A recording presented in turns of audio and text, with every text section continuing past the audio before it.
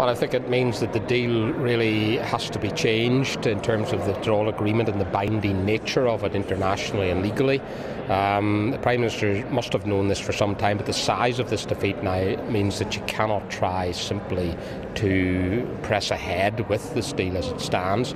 And I think that this could have been entirely avoided had the Prime Minister listened to us and others like us in the run-up to this vote tonight. For a lot of people who voted against this, certainly on the government side, it was all about the backstop arrangements which would trap the United Kingdom indefinitely into arrangements which are injurious to the United Kingdom and particularly to Northern Ireland.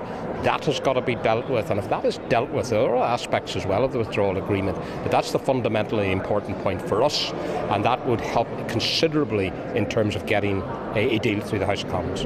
Yes, we will be supporting the government because I don't think people want a general election. I think it would be totally illogical for us, having entered into a confidence supply agreement with the government, to turn around and vote against the government. We've entered into a deal with them, we will stick by that, and now that we have managed to defeat the withdrawal agreement with its toxic backstop, it would be entirely wrong for us now to bring the government down. So we will not be supporting the Labour motion tomorrow. In precisely the same way that 118 members of her own party voted against her and will vote to keep her in office, because we have a disagreement on this fundamental point of policy, one particular aspect of it, the backstop. There are others, but this is the main point.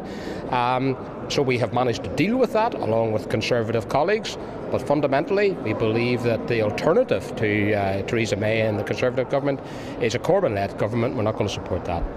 Well, the EU member states, critically, particularly the Dublin government, have to face up to what a no-deal Brexit means for them.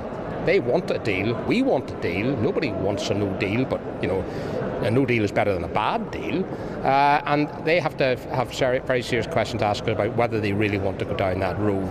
But so far up to now, it has been the UK that has been giving in. It's time for the Prime Minister now to really stare down the EU and say to them, I can't get this deal through, there has to be changes, there has to be something different.